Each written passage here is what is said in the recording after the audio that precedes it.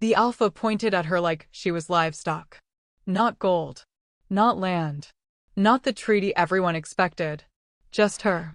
Standing there against the stone wall with her head down and her hands folded, pretending she didn't exist the way she'd been trained to do since childhood.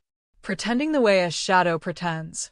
The way the ignored and the invisible always pretend. But he saw her. And when his rival smirked and said those 3 words, "Name your price," the Alpha boss didn't hesitate. Didn't blink. Didn't negotiate. He lifted one hand, extended one finger, and pointed straight past the council of snarling wolves, past the glittering warriors in their ceremonial armor, past every single person in that hall who mattered. And he chose the one who didn't. The Maid. The girl nobody knew. The black girl with the scar on her wrist and the silence in her throat. Her. Brielle didn't move when every eye in the room turned toward her. She didn't flinch when the rival Alpha laughed, sharp and cruel, like he'd just won something. Didn't breathe when the pack elders whispered her existence into being for the first time in years, their voices dripping with confusion and disgust. She kept her gaze on the floor, on the cold black stone beneath her bare feet, on the only place she was allowed to look. Because looking up meant questions. Looking up meant being seen. And being seen, in her world, meant pain. But Alpha Draven didn't care what she was allowed. He said her name. Out loud. In front of everyone. Brielle. It hit her chest like a fist. Like a command. Like a key turning in a lock she didn't know existed. Her head snapped up before she could stop herself. And that's when their eyes met. His were storm gray. Cold. Unreadable. The kind of eyes that had seen too much and felt too little. Eyes that didn't ask permission. Eyes that took. Hers were dark brown. Wide. Afraid. But underneath the fear, buried so deep she didn't even know it was there, was something else. Something old. Something that pulsed once, faint and warm, in the hollow of her ribs. Her wolf. The one she wasn't supposed to have. The rival Alpha's smirk faltered. Just for a second. Just long enough for Draven to notice. "You're joking," the rival said, though his voice had lost its edge. Draven tilted his head. "Do I look like I joke?" The hall went silent. Not the kind of silence that comes from respect. The kind that comes from shock. From disbelief. From the horrifying realization that the most powerful Alpha in the Northern Territories had just claimed a nobody as payment for a blood debt. A maid. A servant. A slave, if anyone wanted to be honest about it. Brielle's hands trembled. She pressed them harder against her sides, nails digging into her palms until the sting grounded her. She wanted to disappear. Wanted to sink into the stone. Wanted to wake up back in the basement quarters where she scrubbed floors and kept her mouth shut and survived one invisible day at a time. But Draven was still looking at her. And his wolf, gods, she could feel his wolf, was looking through her. Seeing something she didn't understand. Something she didn't want him to see. The rival Alpha, Malek, they called him Alpha of the Shadowridge Pack, stood abruptly. His chair scraped against stone like claws on bone. "She's worthless," Malek spat. "A broken little thing. Can't shift. Can't fight. Barely speaks. You insult me with this choice." Draven didn't move. Didn't react. He simply said, "Then the debt is paid." Malek's eyes flashed gold. His wolf was close. Too close. The air in the hall thickened with the scent of fury and dominance. 2 alphas on the edge of something bloody. But Draven didn't flinch. He never flinched. And that's when Brielle understood. This wasn't about her. It was never about her. She was a message. A move in a game she couldn't see. A piece on a board carved by men who crushed everything soft beneath their boots. Malek's jaw tightened. For a moment, she thought he'd refuse. Thought he'd lunge across the table and rip Draven's throat out just to prove a point. But he didn't. Instead, he turned his gaze on her. And the look in his eyes made her skin crawl. "Fine," Malek said softly. Dangerously. "Take her. But don't come crying to me when you realize what you've bought." He turned and walked out, his warriors trailing behind him like shadows. The doors slammed shut, and Brielle was left standing in the center of the hall, surrounded by wolves who hated her, owned by a man she didn't know, with nowhere left to run. She didn't cry. She'd learned a long time ago that tears didn't help. They just made the ones in power feel justified. So she stood there, silent and still, the way she'd been taught. The way she'd survived. The way she'd become invisible in the first place. But inside, something was breaking. Or maybe it was waking up. She wasn't sure which was worse. Draven moved then. Slowly. Deliberately. His boots echoed in the now empty hall as he crossed the distance between them. He stopped 3 feet away. Close enough to smell him. Pine and smoke and something sharper. Something wild. Close enough to feel the heat radiating off his body. Close enough to hear him when he spoke. "You'll come with me," he said. Not a question. A fact. Brielle nodded. Because what else could she do? She had no choice. She never had. But as she followed him toward the doors, toward whatever nightmare waited on the other side, she felt it again. That pulse. That warmth. That thing inside her that wasn't supposed to exist. Her wolf. And for the first time in her life, it didn't feel like a curse. It felt like a warning. If you want to know what happens when the invisible girl steps into the light, when the wolf everyone said was broken finally wakes up, then stay with me. Because this story? It's just beginning. And you won't want to miss what comes next. Hit that subscribe button for Cindy's Wolfheart stories. Because here, we tell the tales that burn. The carriage smelled like leather and old blood. Brielle sat on the bench across from Draven, her hands folded in her lap, her eyes fixed on the floorboards. The wood was polished. Expensive. Nothing like the splintered crates she used to sleep beside in Malik's estate. She didn't know where they were going. Didn't know what he wanted with her. Didn't know if she'd survive the night. The only thing she knew was that Draven hadn't spoken since they left the hall. Hadn't looked at her. Hadn't explained.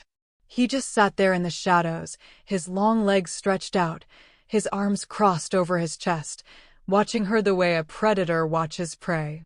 Calculating. Patient. Waiting for her to break. But Brielle had learned how to be still. How to be quiet. How to make herself so small that people forgot she was there.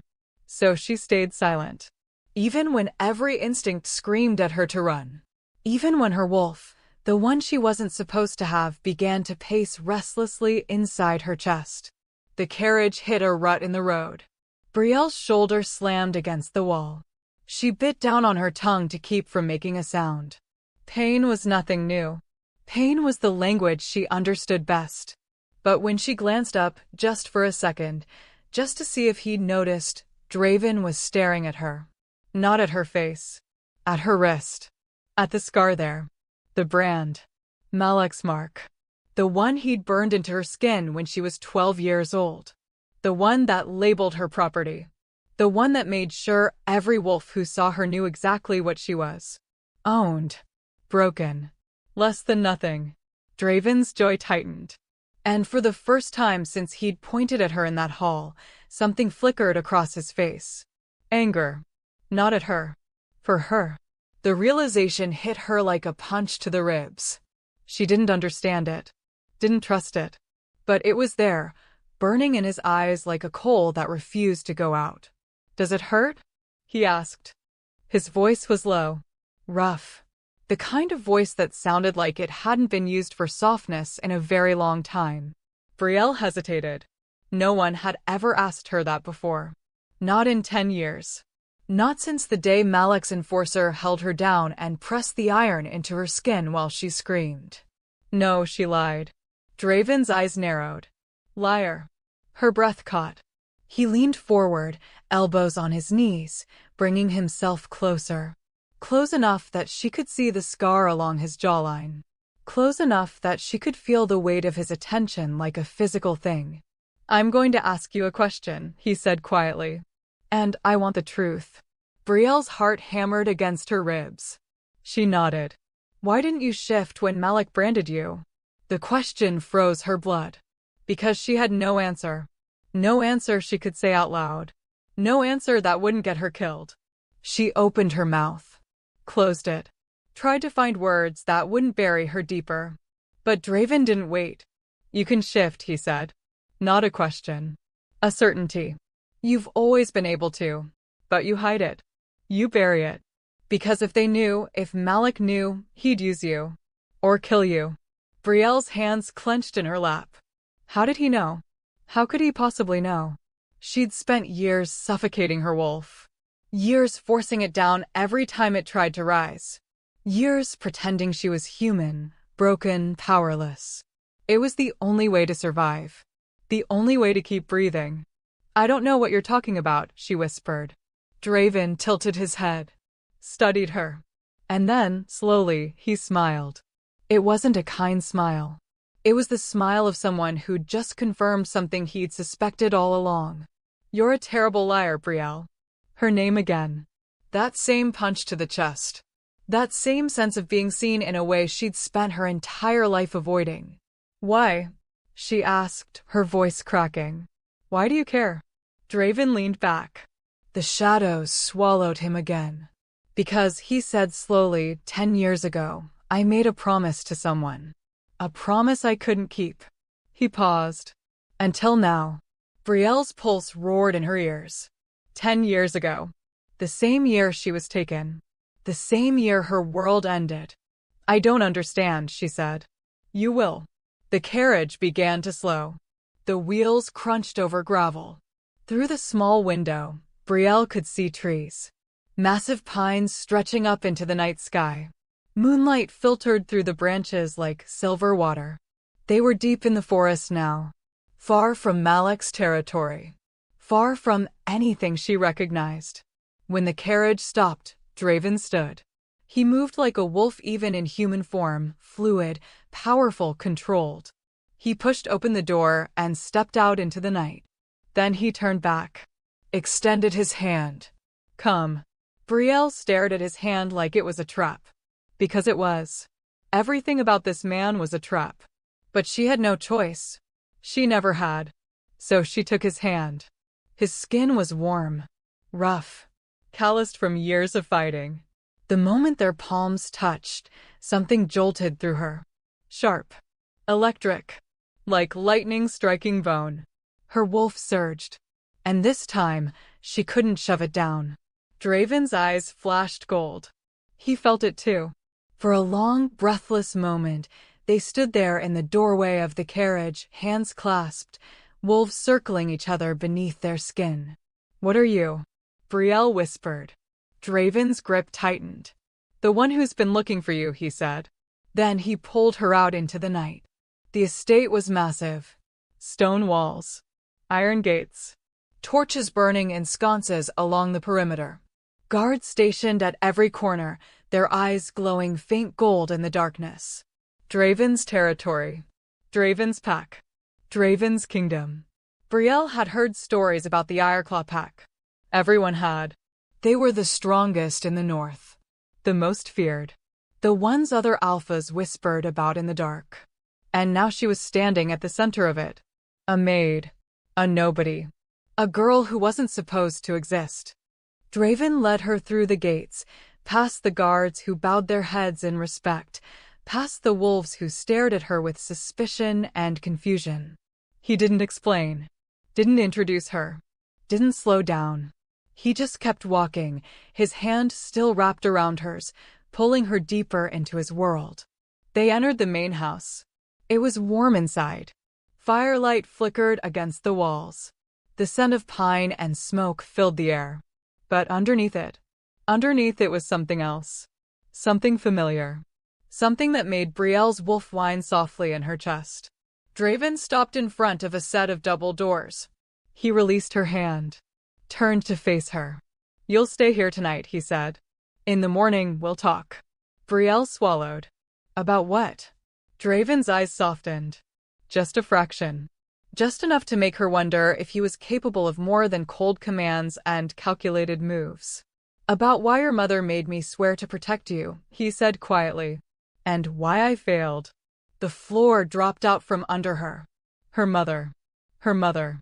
The woman she barely remembered. The woman who disappeared when Brielle was 7 years old. The woman everyone said abandoned her. My mother's dead, Brielle whispered. Draven's expression didn't change. I know, he said. Then he pushed open the doors and walked away, leaving her standing alone in the hallway with a truth she wasn't ready to face. Brielle stepped into the room. It was beautiful. A large bed with soft blankets. A fireplace crackling gently in the corner. A window overlooking the forest. Nothing like the basement she'd lived in for 10 years. Nothing like the life she'd known. She walked to the window. Pressed her palm against the glass. Outside, the moon hung full and heavy in the sky. And for the first time in a decade, Brielle let herself feel it. The pull. The ache. The wolf inside her, clawing to be free. She closed her eyes. And whispered the question she'd been too afraid to ask. What am I? The moon didn't answer. But somewhere deep in the forest, a wolf howled. And Brielle's wolf howled back. Sleep didn't come. Brielle lay in the massive bed, staring at the ceiling, feeling the weight of silk sheets against her skin like a lie she couldn't afford to believe. Comfort was dangerous. Comfort made you soft. And soft things died first. So she stayed awake, listening to the crackling fire, listening to the wind outside, listening to the house settle around her like a living thing. Listening for footsteps. For the sound of the door opening. For whatever punishment was coming. Because there was always a punishment. Always a price. Always something worse waiting in the dark. But the door never opened. And slowly, so slowly she didn't notice it happening, her body began to relax. Her muscles unclenched. Her breathing deepened. And the memories came flooding back. She was 7 years old the first time she shifted. It happened in the garden behind her mother's cottage, in the small packed territory where they lived on the edge of everything. Where the accepted wolves didn't bother to look. Where the forgotten ones scraped by on scraps and hope. Her mother had been hanging laundry. White sheets snapping in the wind like ghosts. Brielle had been playing with a butterfly. Chasing it through the wildflowers. Laughing. She didn't remember what triggered it. Maybe the joy. Maybe the freedom. Maybe just the fact that she was young and alive and her wolf was tired of being caged. One moment she was running on 2 legs. The next, she was running on 4. Her bones shifted. Her skin split. Her mouth opened in a scream that became a howl. And then she was her. Not Brielle the little girl. But Brielle the wolf. Small. Silver-furred. With eyes that glowed like molten amber. She remembered the feeling. The rush. The absolute rightness of it. Like she'd finally found the shape she was always meant to wear. She remembered spinning in circles, yipping with delight, pouncing on her own shadow. She remembered her mother dropping the laundry basket, running toward her, falling to her knees, and crying. Not from joy. From fear. Her mother grabbed her, held her wolf form against her chest, whispered into her fur. No, no, no. Not yet. You're too young. They'll see. They'll know. Brielle didn't understand. She licked her mother's face, confused, trying to comfort her. But her mother just held her tighter. You have to hide it, baby, she whispered. You have to bury her deep. Do you understand? They can't know what you are. They can't ever know. Brielle shifted back. It hurt. Everything hurt. Her bones grinding back into place. Her skin stretching. Her lungs burning. She collapsed in her mother's arms, naked and trembling and terrified. Why? She asked. Her mother's eyes were dark. Haunted. Because your father's blood runs in your veins, she said quietly. And if they find out, if anyone finds out, they'll kill you for it. Brielle never shifted again. Not on purpose. Her mother taught her how to suffocate the wolf. How to ignore the moon's pull. How to pretend she was human. How to survive. They moved 3 times in 2 years. Always running. Always hiding. Always one step ahead of something Brielle didn't understand. Until the night the hunters came. Brielle was 9. She woke to the sound of her mother screaming, woke to smoke, to fire, to shadows moving through their cottage like death itself. Her mother shoved her into a closet, pressed a hand over her mouth. "Don't shift," she hissed. "No matter what happens, no matter what you hear, you stay human. You stay hidden. You survive." Then she kissed Brielle's forehead and stepped out to face the hunters alone. Brielle heard everything. The shouting, the snarling, the wet, tearing sounds of claws and flesh. Her mother's wolf. Fighting, dying, and then silence. Brielle never saw her mother's body. By the time she crawled out of the closet, the cottage was burning. The hunters were gone, and all that remained was blood on the floor and ash in the air. She ran. Didn't know where she was going. Didn't care. Just ran until her legs gave out, and she collapsed in the woods, sobbing, broken, alone. That's where Malik found her. Not as a savior. As a collector. He stood over her, this massive wolf in human skin, and smiled. "Orphan?" he asked. She nodded. "Good," he said. "I can use you." And that was it. That was the moment her life ended and her servitude began. Malik took her back to his estate, threw her in with the other servants, taught her what silence tasted like, what obedience felt like, what happened when you disobeyed. When she turned 12, he branded her. Not because she'd done anything wrong, but because he could. Because she was his property. His thing. His invisible little maid who scrubbed floors and kept her mouth shut and never, ever caused problems. And all the while, her wolf howled inside her. Clawing. Raging. Begging to be free. But Brielle buried it. Over and over and over. Because her mother's last words echoed in her skull like a prayer. You stay hidden. You survive. Brielle sat up in bed. Her face was wet. She hadn't realized she was crying. She wiped her eyes roughly, angry at herself. Angry at the memories. Angry at the part of her that still ached for a mother she barely remembered and a life she'd never get back. Outside, the moon was still full.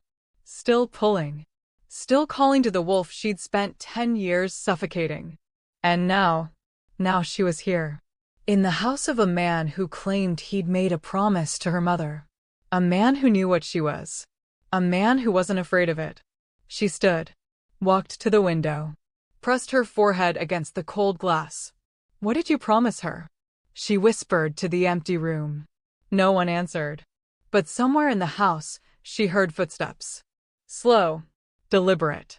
Coming closer. Brielle turned just as the door opened. Draven stood in the doorway, backlit by the hallway torches. He'd changed. Wore simple dark pants and a loose shirt. His hair was damp, like he'd just bathed. He looked almost human. Almost. You should be sleeping, he said. I can't. He stepped inside. Closed the door behind him. The room suddenly felt smaller. Warmer. Dangerous. The memories? He asked quietly. Brielle's throat tightened. How did you know? Draven moved to the fireplace. Stared into the flames. Because I have them too. Silence stretched between them.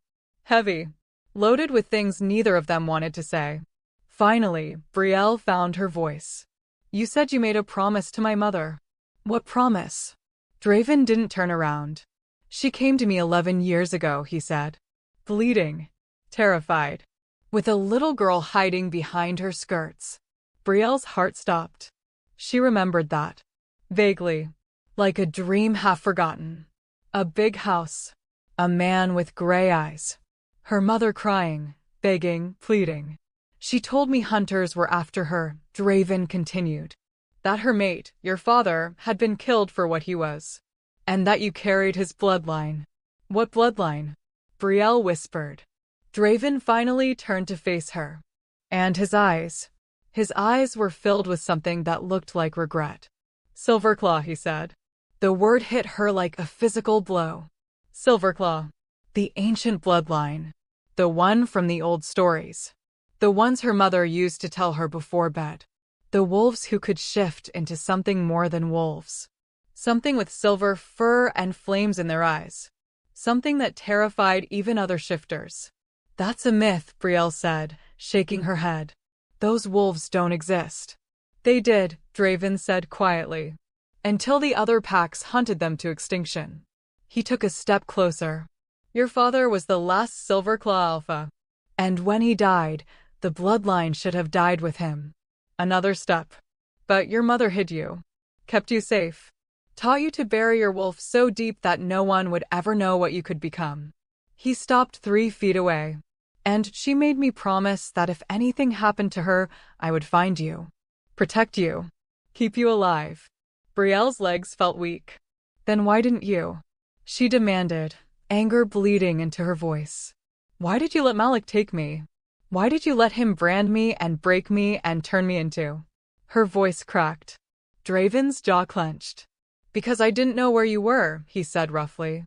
Your mother took you and ran before I could stop her. And by the time I found out she was dead. He stopped. Took a breath. You'd already disappeared. Brielle stared at him. At this alpha. This stranger. This man who claimed he'd been searching for her. I looked for you for 8 years, Draven said quietly. Every territory. Every pack. Every rumor of a girl with your description. He stepped closer. And then 3 months ago, I heard a story. About Malik's invisible maid. The one no one talked about. The one with a scar on her wrist and a silence in her throat. His hand lifted. Slowly. Carefully. He touched her wrist. Right over the brand. And I knew it was you. Brielle's breath caught. His touch was gentle. Almost reverent. Like he was touching something sacred. Something broken.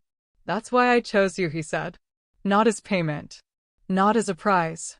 But because I made a promise to your mother 11 years ago. His eyes met hers. And I don't break my promises. Brielle's walls cracked. All the armor she'd built. All the silence she'd wrapped around herself. All the years of pretending she was nothing. It all cracked. And for the first time in 10 years, she let herself believe. Just a little. Just enough. What happens now? She whispered. Draven's thumb brushed over her scar. Now, he said softly, you stop hiding. I don't know how. Then I'll teach you. And in that moment, with the firelight flickering around them and the moon burning outside, Brielle felt it. The pull. Not just to the moon. But to him. To this man who saw her. Who knew her. Who didn't flinch from what she was. Her wolf stirred. And this time, she didn't bury it. She let it rise. Just a little. Just enough to feel. Dawn broke over the forest like a wound. Red and gold bleeding through the trees, painting the world in fire. Brielle stood at the window, watching it rise, feeling the pull of something she couldn't name. She hadn't slept. Neither had Draven. He'd stayed with her through the night. Not touching. Not speaking. Just sitting by the fire while she processed the truth he'd given her. Silverclaw. The word echoed in her mind like a drumbeat. A bloodline of myth. Of power. Of wolves who burned with something more than instinct. Her father's legacy. Her mother's secret. Her burden. When the sun finally crested the horizon, Draven stood. Get dressed, he said. There's something you need to see. Brielle turned from the window. What? Proof, he said simply. Then he left, closing the door softly behind him. 20 minutes later, they were riding deeper into the forest. Not in a carriage this time. On horseback. Just the two of them. Draven led. Brielle followed. The trees grew thicker. Older. The air grew heavier. Ancient. This wasn't pack territory anymore. This was something else. Something wild. Something that existed before wolves learned to walk on 2 legs and pretend to be human. The horses grew nervous. Their ears flattened. Their nostrils flared. But Draven urged his mount forward, and Brielle did the same, even though every instinct screamed at her to turn back. They rode for an hour. Maybe more. Time felt strange here. Stretched. Thin. Like they'd crossed some invisible border into a place where normal rules didn't apply. Finally, Draven stopped. dismounted, tied his horse to a tree. Brielle did the same, her hands trembling slightly as she secured the reins. "This way," Draven said. He led her through the undergrowth, pushing aside branches, stepping over roots that looked like fossilized bones. And then, they stepped into a clearing. Brielle's breath caught. The clearing was circular. Perfect. Like something carved deliberately into the forest. In the center stood a stone altar. Not new. Not made by modern hands. Old. Older than any pact. Older than any treaty. Older than memory itself. The stone was black. Polished smooth by centuries of wind and rain. Symbols were carved into its surface. Swirling patterns that looked almost like flames. Almost like wolves. Almost like something caught between the two. Around the altar, 7 stones stood upright. Sentinels. Guardians. Each one marked with a different symbol. Moon. Sunday fire. Water. Earth. Wind. Blood. The elements. The old magic.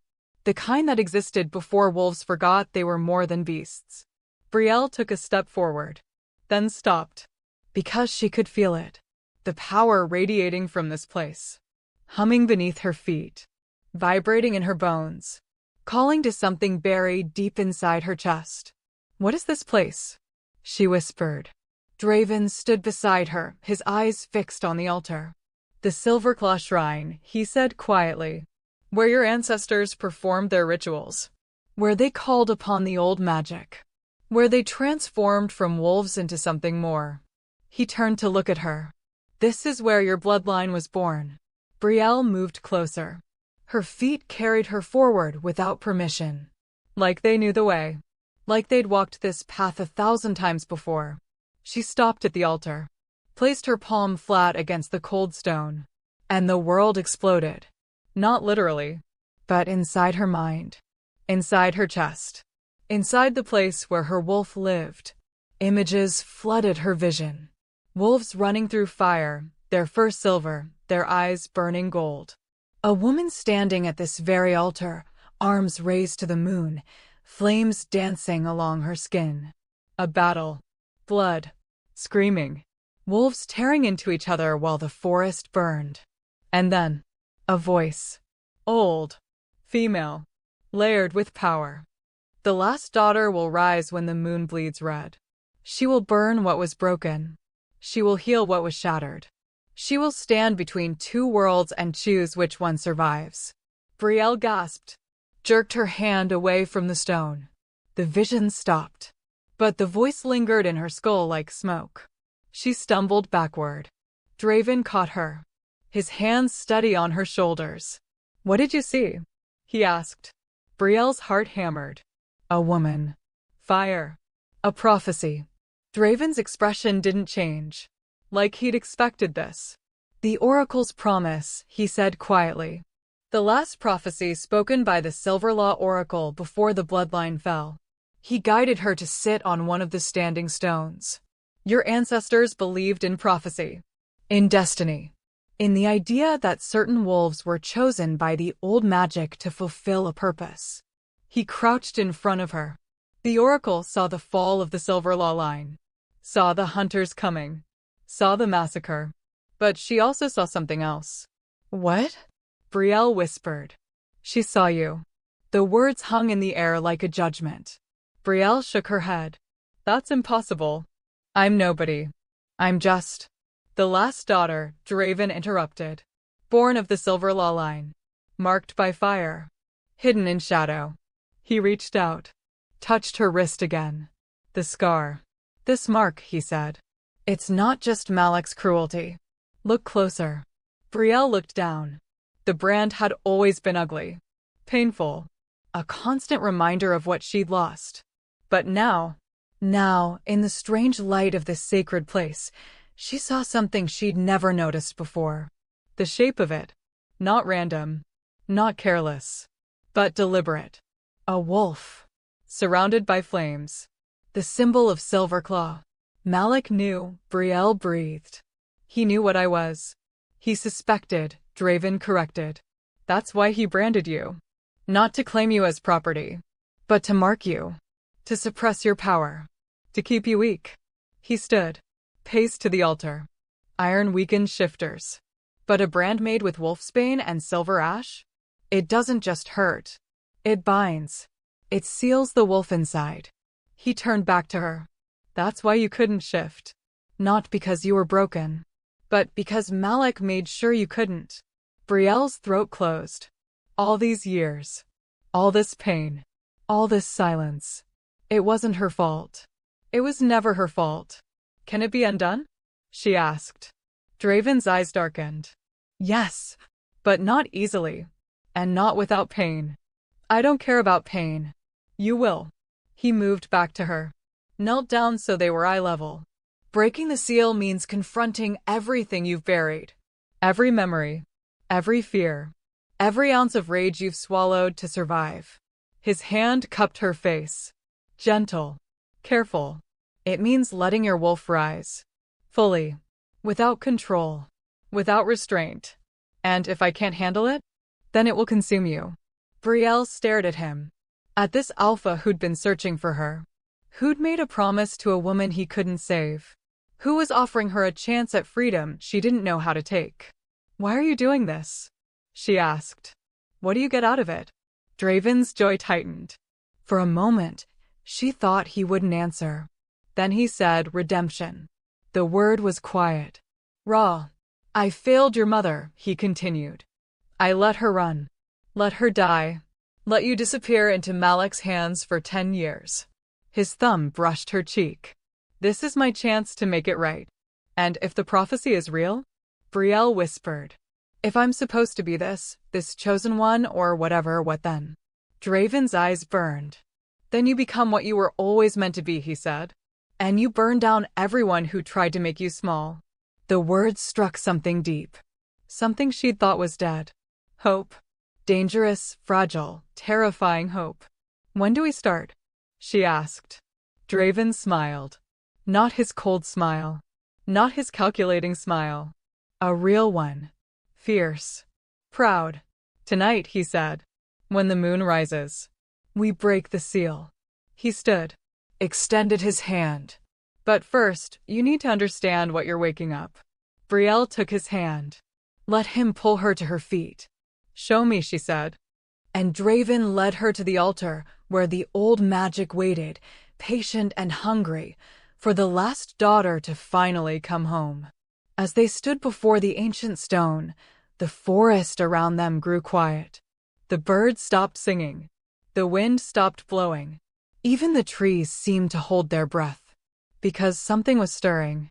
Something that had been sleeping for decades.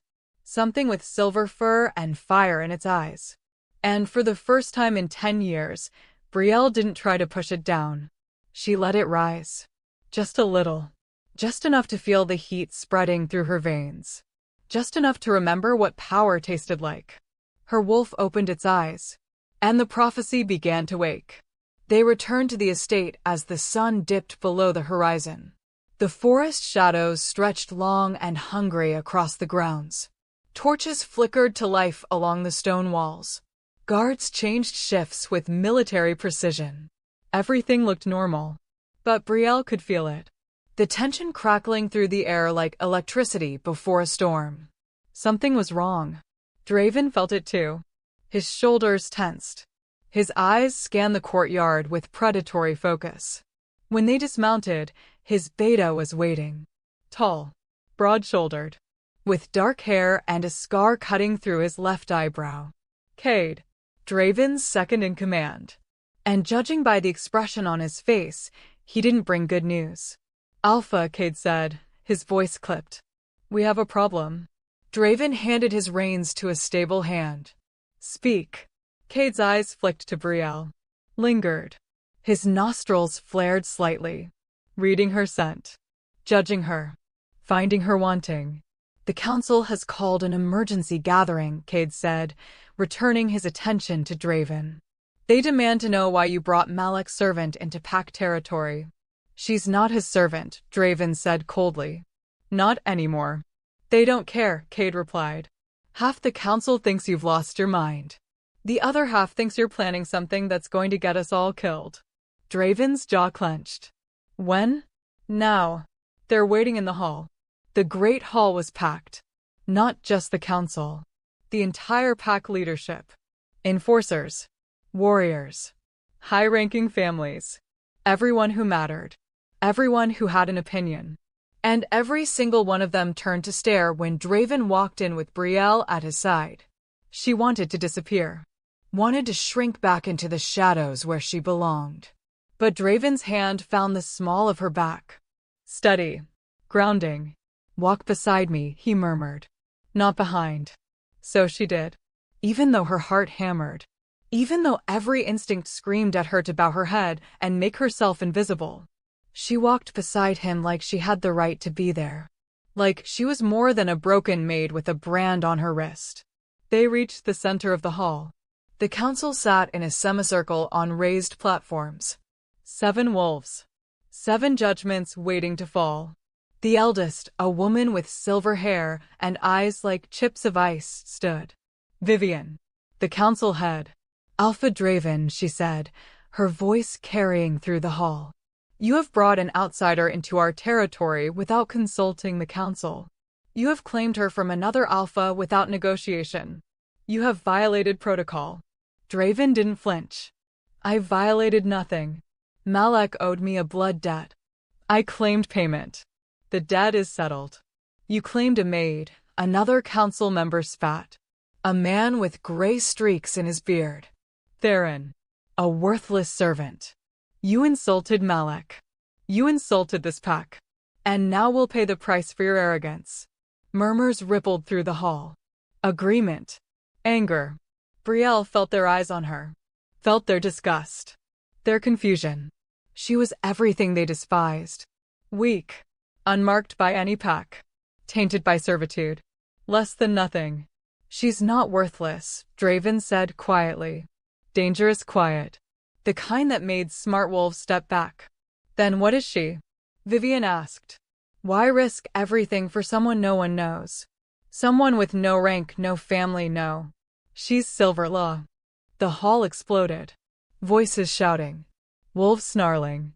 The sound of claws scraping stone as hands shifted involuntarily. Brielle's blood turned to ice. He'd just exposed her. Put a target on her back in front of everyone. Doomed her. Silverclaw is extinct. Theron roared. You're lying.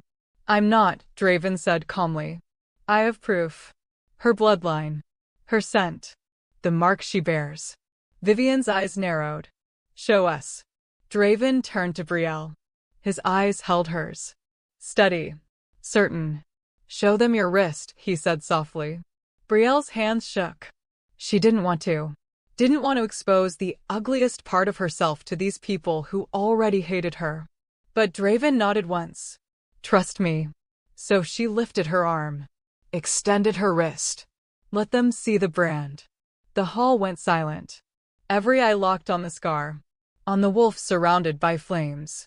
Vivian stepped down from her platform. Crossed the distance between them. Studied the mark closely. When she spoke, her voice was barely a whisper. Malek knew. He suspected, Draven corrected. That's why he suppressed her. Why he kept her hidden. Why he branded her with wolfsbane and silver ash to bind her wolf.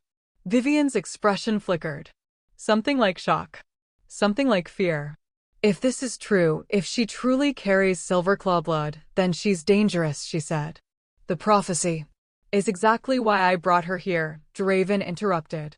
To protect her. To train her. To prepare her for what's coming. What's coming is war. Theron snarled. The moment other packs find out you're harboring a Silverclaw, they'll unite against us. They'll burn this territory to ash just to make sure she dies with it. Then we fight, Draven said simply.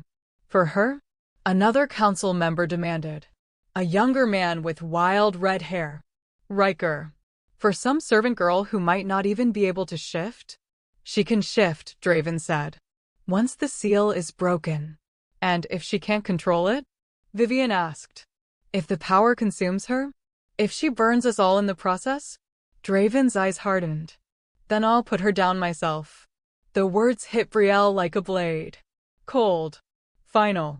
A reminder that even the man who'd promised to protect her, would kill her if she became a threat. She shouldn't have been surprised. Shouldn't have expected anything different. But it still hurt. Before anyone could respond, the doors burst open. A guard stumbled in, blood streaming from a gash on his shoulder. "Alpha," he gasped. "The perimeter, we're under attack." The hall erupted into motion. Warriors shifting. Weapons being drawn. Commands shouted. Draven's hand clamped around Brielle's arm. "Stay close to me," he ordered. But before they could move, another guard crashed through the doors. This one didn't get up. And standing in the doorway, silhouetted by torchlight and smoke, was Malek. His eyes glowed gold. His smile was sharp. Behind him, dozens of warriors. His pack. His enforcers. All armed. All ready for blood. "Hello, Draven," Malek said pleasantly. "I've come to collect what's mine." His gaze slid to Brielle, and the hunger in his eyes made her skin crawl. "You got your payment," Draven said, stepping in front of Brielle.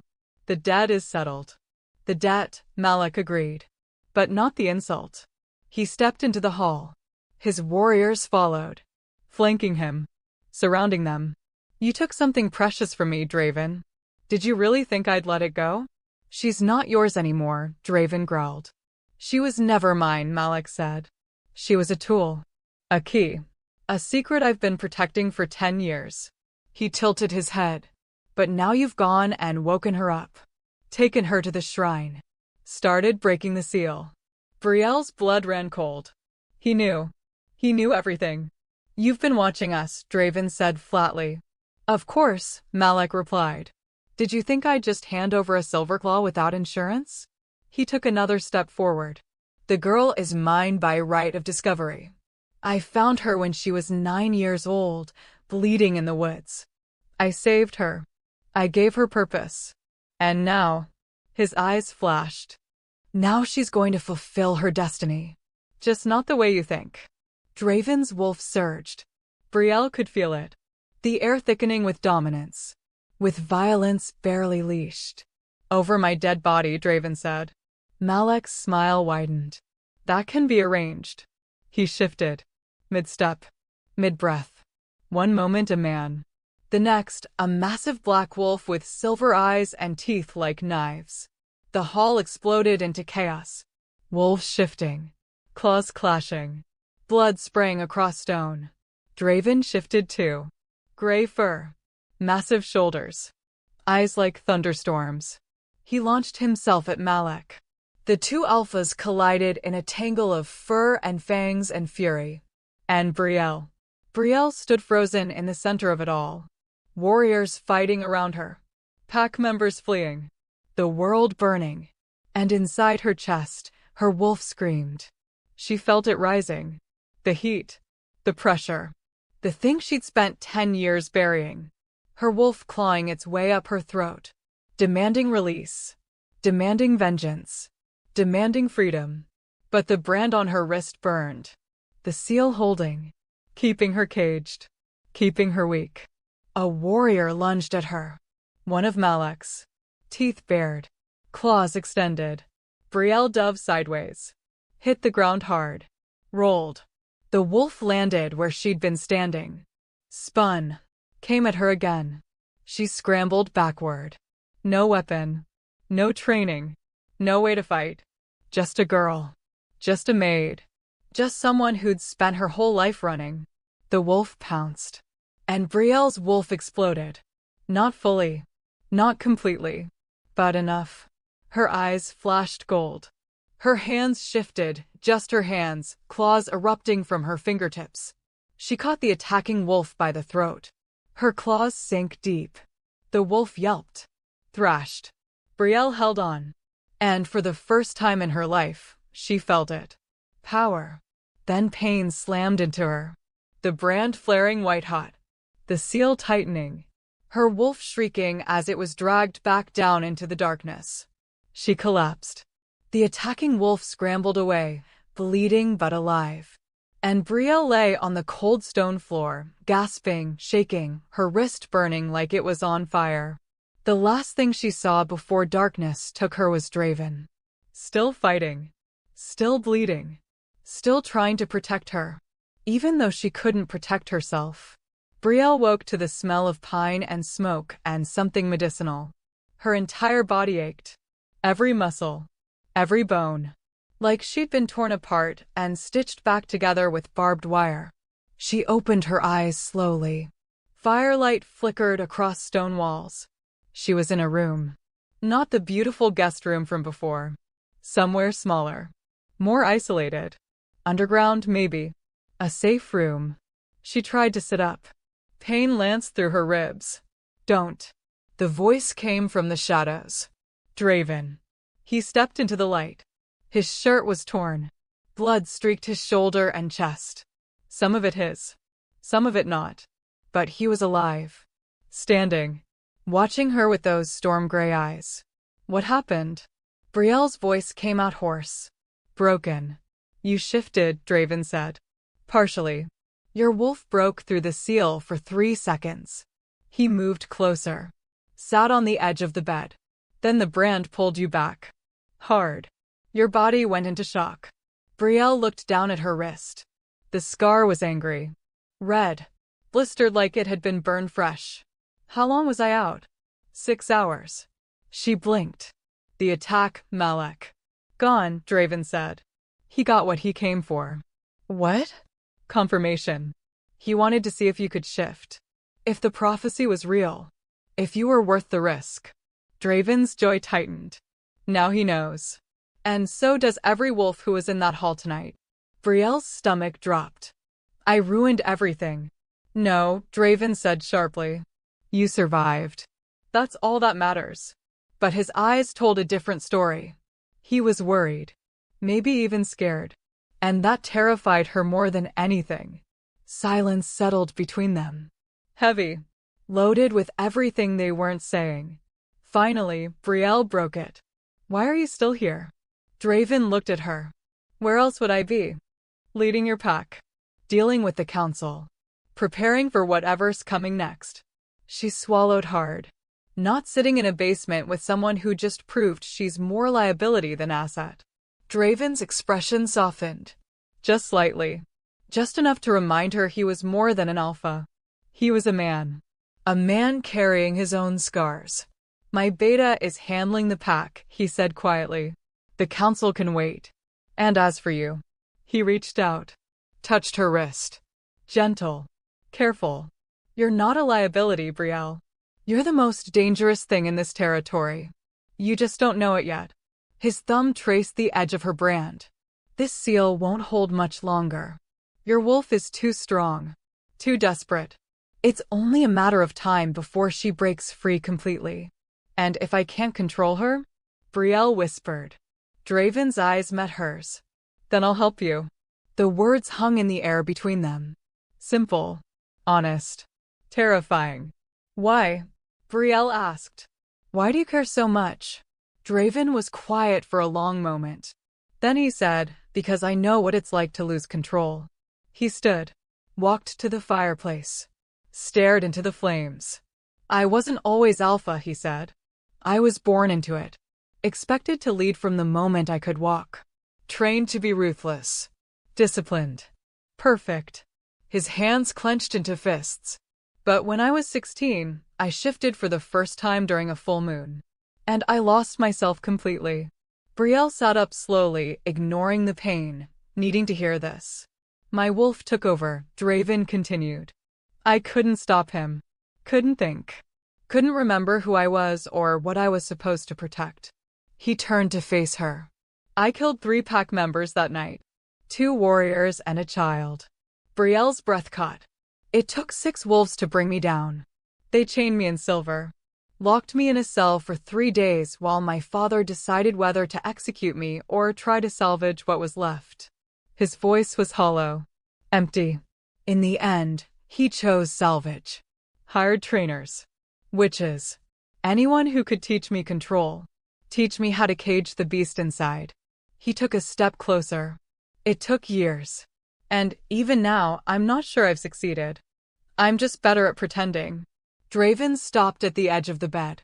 So when I say I'll help you, when I say I understand, I mean it. Because I've been where you are. And I survived. His eyes burned into hers. And so will you. Brielle stared at him. This alpha. This killer. This man who'd just confessed his darkest shame to make her feel less alone. I don't know if I can do this, she whispered. You can. What if I hurt someone? What if I lose control and... Then I'll stop you, Draven said simply. The same way my father stopped me. He almost killed you. But he didn't. Draven sat back down. Closer this time. Close enough that she could feel the heat radiating off his body. You're stronger than you think, Brielle. You've survived 10 years of torture. 10 years of suppression.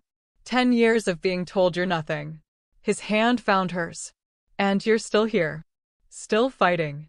Still breathing. He squeezed gently. That's not weakness. That's the kind of strength most wolves never find. Brielle's eyes burned.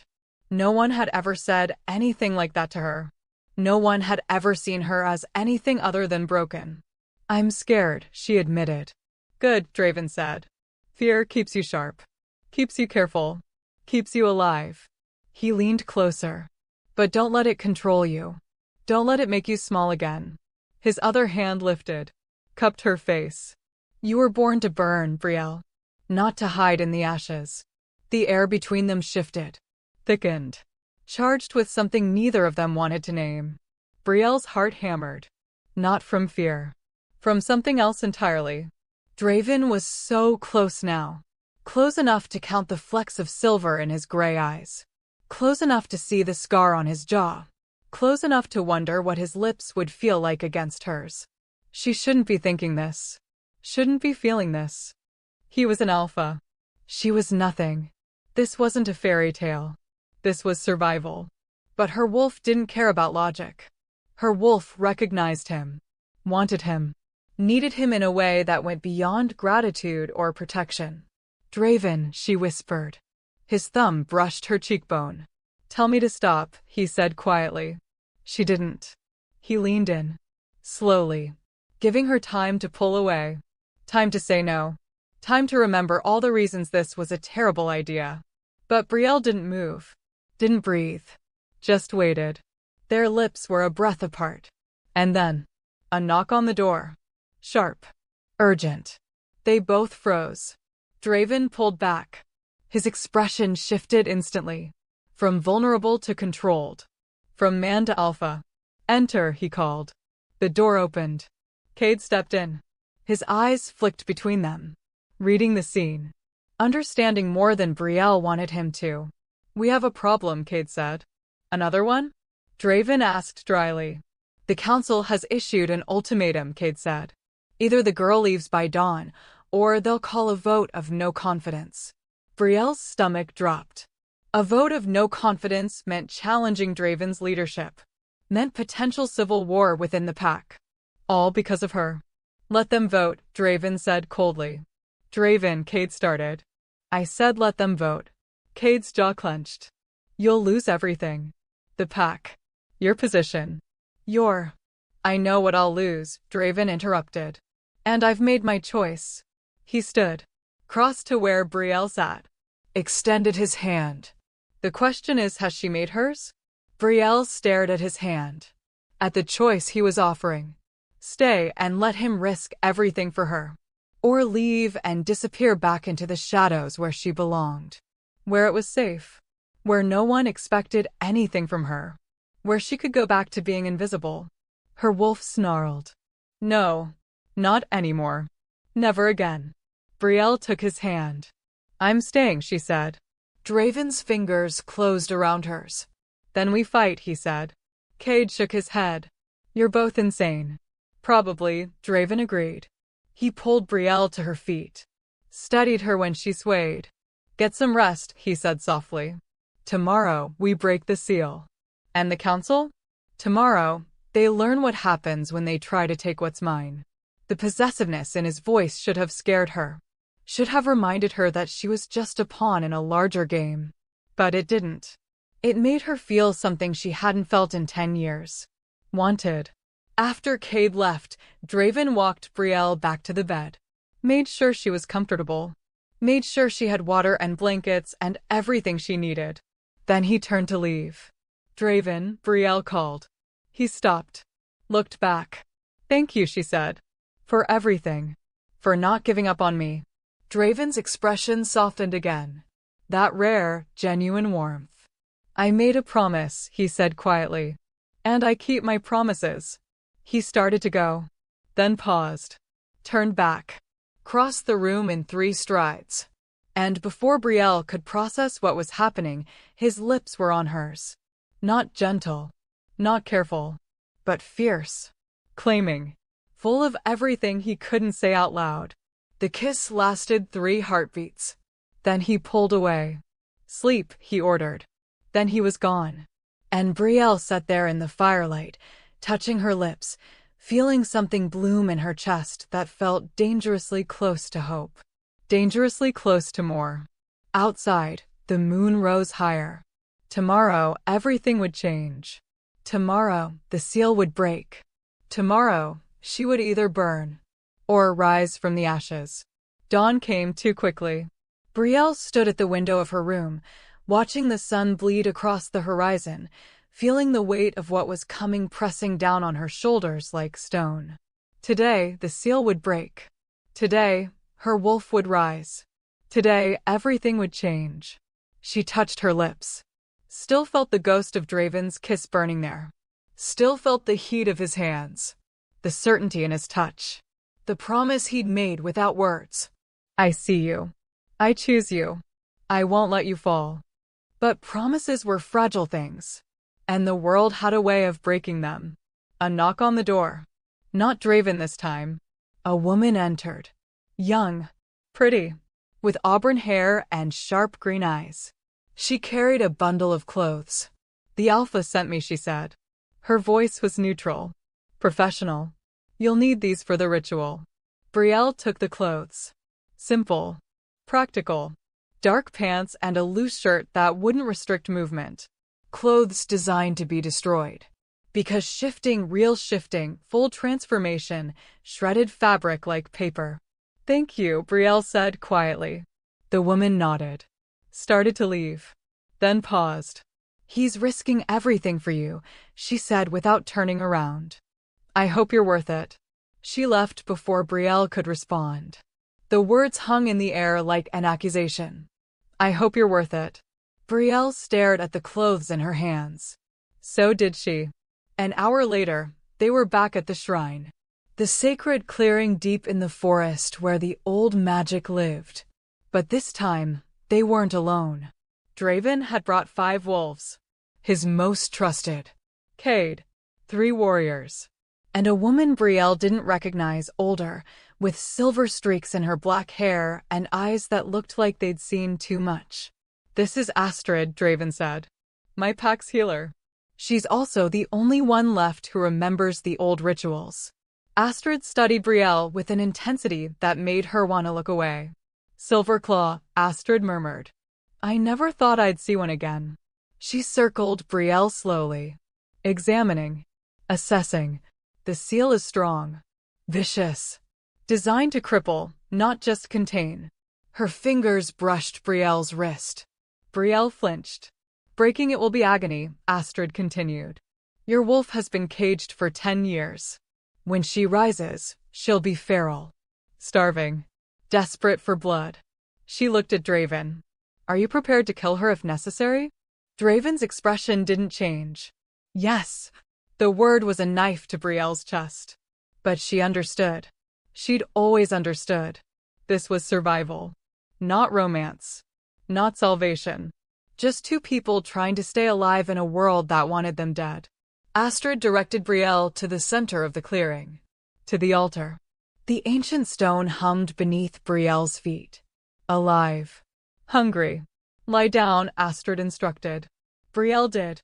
The stone was cold against her back. The sky above her was endless blue. The forest watched. Waiting. Astrid began to chant. Words in a language Brielle didn't recognize. Old words. Power words. Words that made the air vibrate and the earth tremble. She placed her hands on Brielle's wrist, on the brand, and the pain began. Not physical at first. Deeper. Like Astrid was reaching into her soul and tearing something loose. Brielle gasped. Don't fight it, Astrid said. Let it come. Let her rise. But Brielle's instincts screamed the opposite. Screamed to bury it. Hide it. Survive the way she'd always survived. By being small. By being silent. By being nothing. The chanting grew louder. The pain grew sharper. And then, fire. Not metaphorical. Real fire, burning beneath her skin, racing through her veins like liquid metal. Brielle screamed. Her back arched off the stone. Her hands clawed at nothing. Her vision went white. And inside her chest, her wolf exploded. Her bones shifted. Not smoothly. Not naturally. Wrong. Violent. Like they were being rearranged by force. Her skin split. Fur erupted. Her jaw elongated. And the wolf. The wolf was furious. 10 years of rage. 10 years of pain. 10 years of being buried alive. It all came pouring out in a howl that shook the trees. Brielle's human consciousness flickered. Fading. Drowning beneath the animal. She felt herself slipping. Felt the wolf taking over. Felt the hunger for blood and violence and revenge. No. She clung to herself. Clung to her name. Her memories.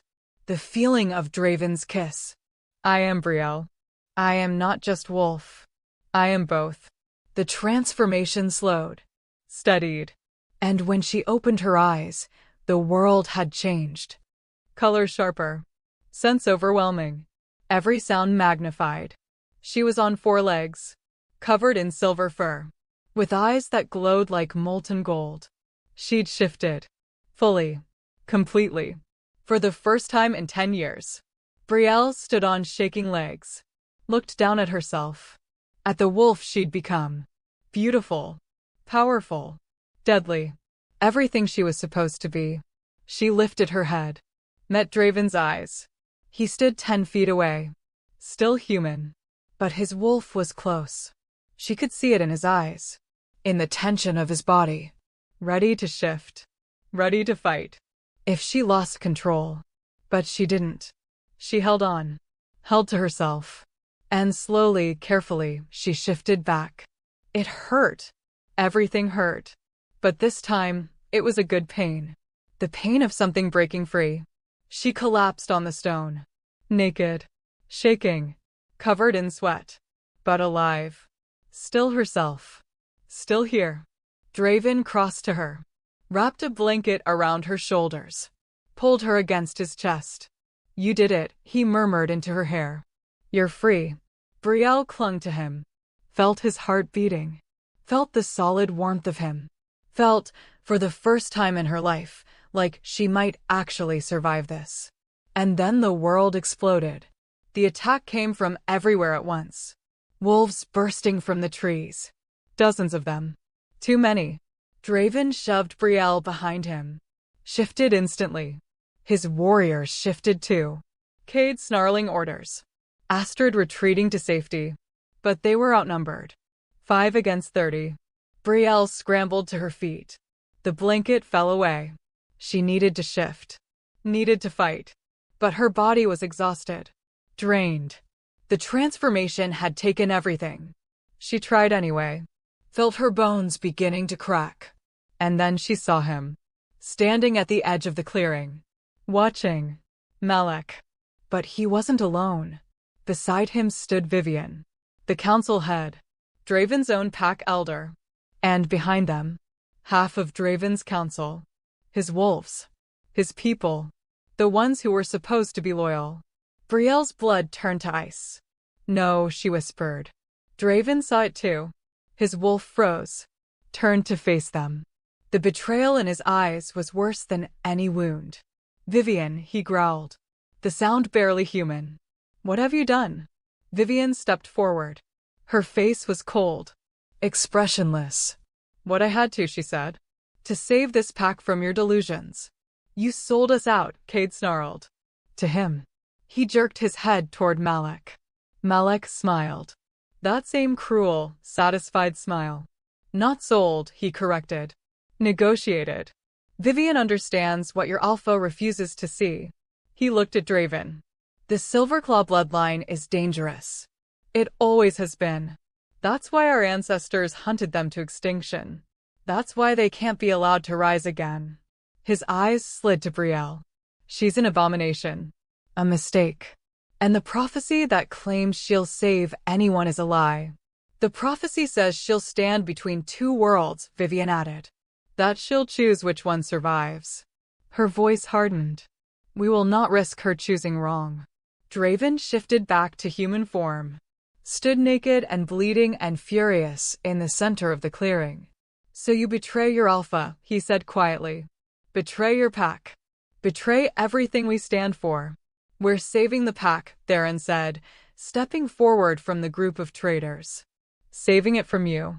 From your obsession with a dead woman's promise. From your refusal to see reason.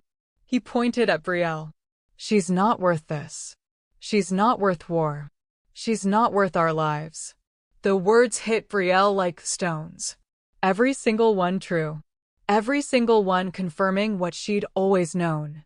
She wasn't worth saving. Wasn't worth protecting. Wasn't worth anything at all. Give her to us, Malek said. And this ends. No war. No bloodshed. Your pack stays intact. Your position remains secure. He tilted his head. All you have to do is walk away. The clearing went silent. Every eye on Draven. Waiting for his choice. Waiting to see if he'd sacrifice her to save everything else. Brielle held her breath. She wouldn't blame him. Wouldn't fight. Would just let it happen the way everything else in her life had happened. Inevitable. Painful. Final. Draven's eyes met hers. And for one terrible moment, she saw the calculation there. The weighing. The consideration. Then his jaw set. His eyes hardened. And he shifted. Massive gray wolf. Eyes blazing. Standing between Brielle and the world. No. The answer was clear. Absolute. He wasn't walking away. Wasn't giving her up. Not for the pack. Not for his position. Not for anything. Malek's smile vanished. Fool, he spat. He shifted. Vivian and the Traitor Council shifted. 30 wolves against 5. Against 6, counting Brielle. But she couldn't shift again. Could barely stand. Could only watch as the wolves she'd just begun to trust turned on each other. As Draven fought alone against impossible odds. As Cade fell beneath 3 warriors, bleeding, howling. As the forest ran red. Brielle stumbled backward. Her wolf screamed inside her. Desperate. Useless. She tried to shift. Tried to help. Tried to do something. But her body refused. Too weak. Too broken. Too late. And then she felt it. The heat building in her chest. Not her wolf. Something else. Something older. The Silverclaw power. The fire her ancestors carried. It rose inside her like a wave. Like a storm. Like something alive and hungry and done being caged. Her hands began to glow. Silver light. Hot. Burning. The brand on her wrist cracked. Shattered. Fell away like ash. And Brielle's eyes turned to flame. Enough, she whispered. Her voice echoed. Multiplied. Layered with something ancient. Every wolf in the clearing stopped. Turned to look at her. And what they saw made them freeze. Brielle stood at the center of the clearing. Naked. Bleeding. Glowing with silver fire. Her eyes burned gold. Her skin radiated heat. Her hair lifted in a wind that came from nowhere. The prophecy made flesh. The last daughter. The child of flame. You want me? She said. Her voice was her own and not her own. Human and wolf and something more. Then come take me. The fire spread. Up her arms. Across her chest. Down her legs. Not consuming her. Becoming her. And when she shifted this time, she didn't become a wolf. She became something the world had forgotten. Something beautiful and terrible and burning. A silver claw in her true form. Silver fur shot through with veins of gold. Eyes like twin suns. Flames dancing along her spine. A wolf made of fire and fury and 10 years of buried rage. The forest held its breath. And Brielle finally stopped hiding. The world bent around her. Heat rippling through the air like waves on water. The grass beneath her paws withering. The trees leaning away as if burned by proximity alone. Brielle stood in her true form for the first time. Not just a wolf. A silver claw. Silver fur traced with veins of liquid gold. Eyes that burned like twin stars. Flames dancing along her spine, flickering between each strand of fur, alive and hungry. She was beautiful. She was terrifying. She was awake. And every wolf in that clearing felt it. The power radiating off her in waves. Ancient. Primal. The kind of power that predated packs and territories and politics. The kind that made even alphas bow. Malek's black wolf took a step back. So did Vivian. So did every traitor who'd thought they could contain her. Control her. Use her as a pawn in their games. But Draven's gray wolf moved forward. Not attacking. Not afraid. Just standing beside her. Where he'd always stood. Where he'd promised to stay. Malek shifted back to human form. Stood naked and bleeding and furious in the scorched grass. Impossible, he breathed. The bloodline was extinct. The firewolves were gone. Brielle's wolf smiled. Teeth like knives. Eyes like judgment. She shifted back. Not because she wanted to, but because she needed them to hear her. Needed them to understand. The flames didn't disappear when she took human form. They clung to her skin like living jewelry, dancing across her shoulders, wrapping around her wrists where the brand used to be. She stood there, naked and burning and absolutely done with being afraid. "You're right," she said. Her voice echoed with that ancient layered quality. The firewolves were extinct. You made sure of it. She took a step forward. The grass blackened beneath her feet. You hunted them, murdered them, burned their children alive because you were afraid. Afraid of power you couldn't control. Afraid of wolves who refused to bow. Another step. Malek's warriors backed away. Even Vivian's mask of control cracked. My father was the last alpha, Brielle continued. And you killed him. Strung him up in the town square and tore him apart while my mother watched. Her hands clenched. The flames brightened. You thought you'd ended it. Thought you'd buried the silver law line in blood and ash. She stopped 5 feet from Malek. Met his eyes. Let him see the fire burning there. You were wrong. The air crackled. Heat building. Pressure rising. The sky above them darkening as if the world itself was holding its breath. Brielle, Draven said quietly. Still in wolf form. Still watching. Don't lose yourself. She heard him. Felt his presence like an anchor. But the rage was so strong. So righteous. 10 years of pain. 10 years of silence. 10 years of being told she was nothing. All of it burning inside her like fuel. You branded me, she said to Malek. Caged me. Beat me. Made me scrub floors and swallow my screams and pretend I didn't exist. The flames along her arms grew hotter. You knew what I was. You always knew. That's why you kept me close. Why you marked me with that seal. Because you were terrified that one day I'd wake up. She smiled. Cold. Merciless. Well, I'm awake now.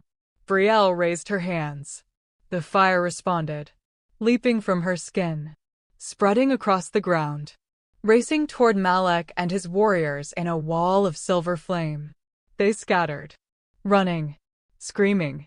Shifting back and forth in panic. But the fire followed. Sentient. Hungry. Obeying her will. It caught 3 of Malek's warriors. They screamed. Burned. Not fatally. Not yet. But enough. Enough to show them what mercy looked like when delivered by someone who'd been shown none. Brielle turned her attention to Vivian. To the council head who'd betrayed Draven. Who'd sided with the enemy? Who'd decided Brielle's life wasn't worth protecting? Vivian shifted back to human form, stood her ground, even with fear flickering in her eyes.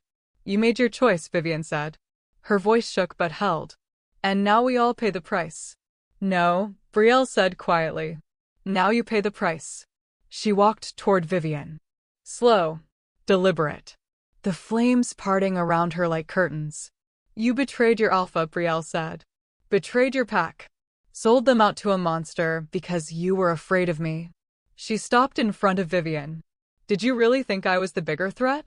Vivian's jaw tightened. You're an unknown. A weapon without control.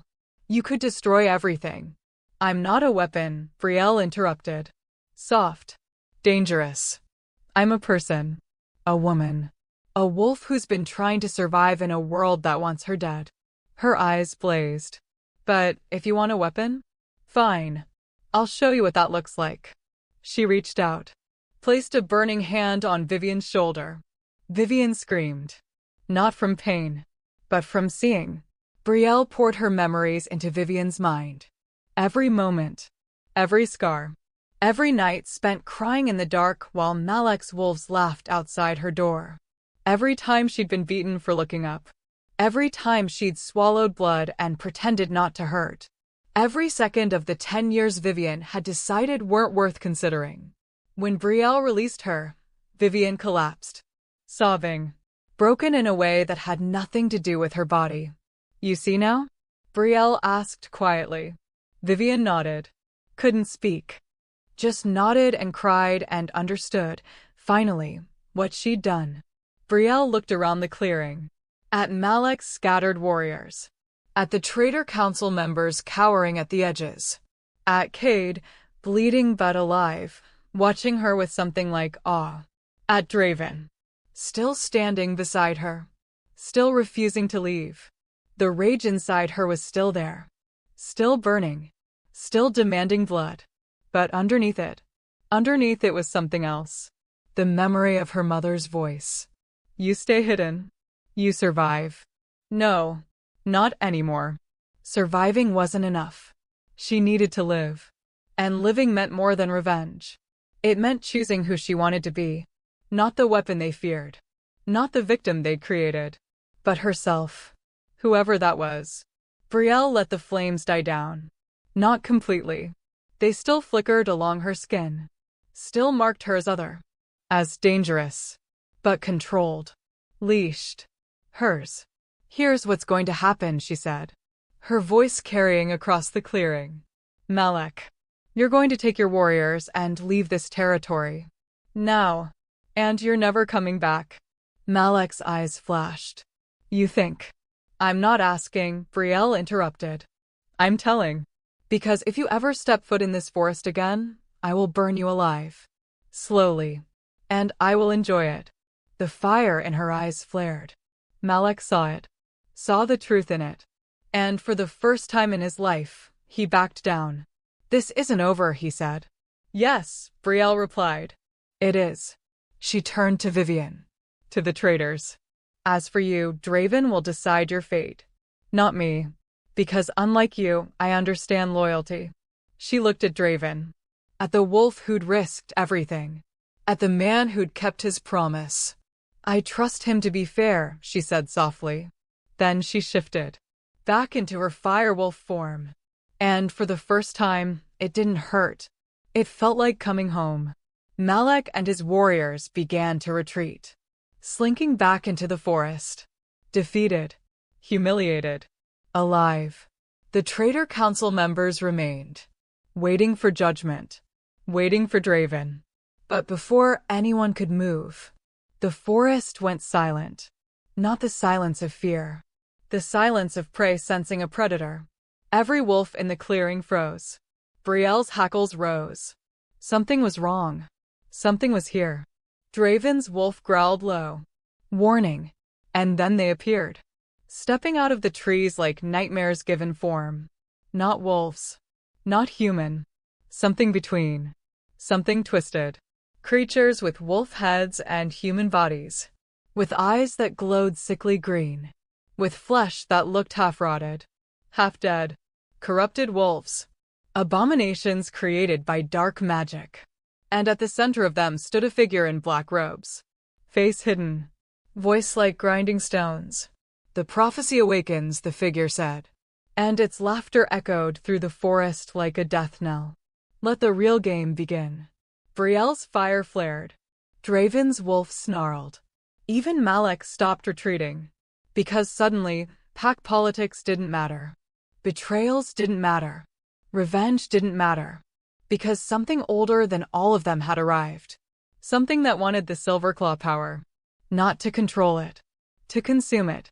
The corrupted wolves moved forward, surrounding the clearing. 20, 30, 40. More than any of them could fight. Especially exhausted. Injured. Divided. The robed figure tilted its head. "You thought the Silverlaw extinction was about fear," it said. "How quaint." It raised one skeletal hand. "It was about hunger. And you, little firewolf, are going to feed us very well." The corrupted wolves attacked. And Brielle realized with cold certainty. Everything that had come before? The betrayal. The fighting. The awakening? That was just the beginning.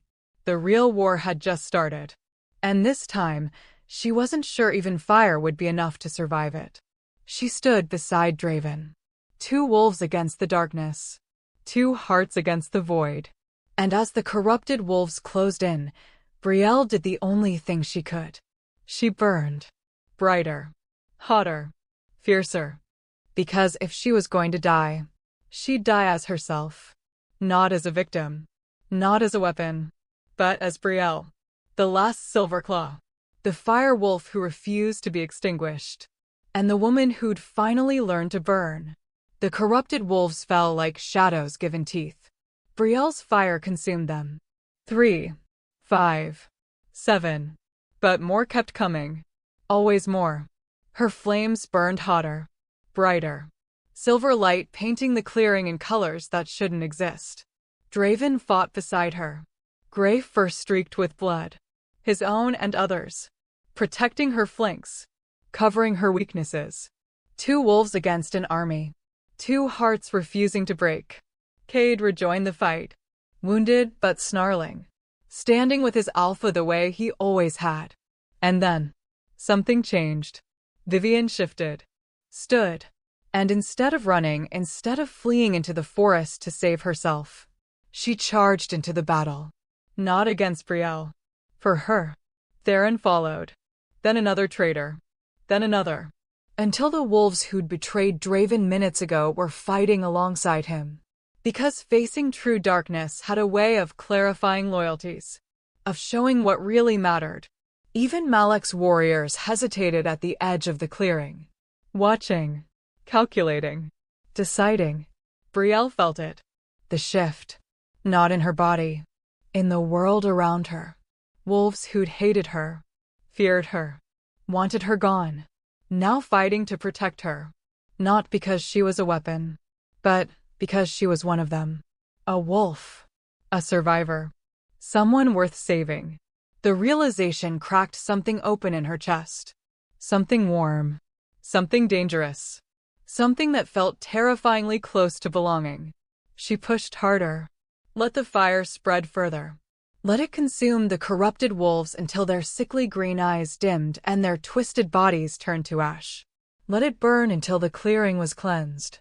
Until the darkness retreated. Until the robed figure raised its hand and called its monsters back. Enough, it said. That grinding stone voice. For now. It looked at Brielle. Even hidden beneath that hood, she could feel its eyes. Hungry. Patient. Certain. You've awakened, little firewolf. Good. We need you at full strength. It began to fade back into the shadows. When the moon bleeds red, we'll come for you. And this time, there will be nowhere to hide. The corrupted wolves retreated, melting into the forest like smoke.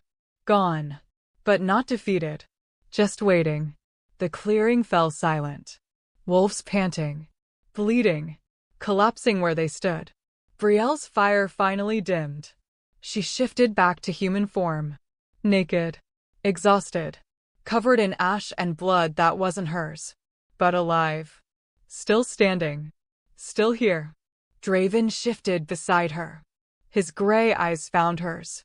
And without a word, he pulled her into his arms. Not gently, but fiercely. Desperately. Like he'd been terrified he'd lose her. Like she mattered more than his pack. More than his position. More than anything. "You're insane," he murmured into her hair. Reckless. Infuriating. His arms tightened. "And I'm never letting you go." Brielle buried her face in his chest. Let herself have this moment. This single moment of being held by someone who saw all of her, the fire and the fear and the fury, and chose her anyway. "What was that thing?" she whispered. "I don't know," Draven admitted. "But we'll find out." He pulled back, cupped her face. Together. The word was a promise. A vow. One he'd keep even if it killed him. Brielle believed it. For the first time in her life, she believed in tomorrow.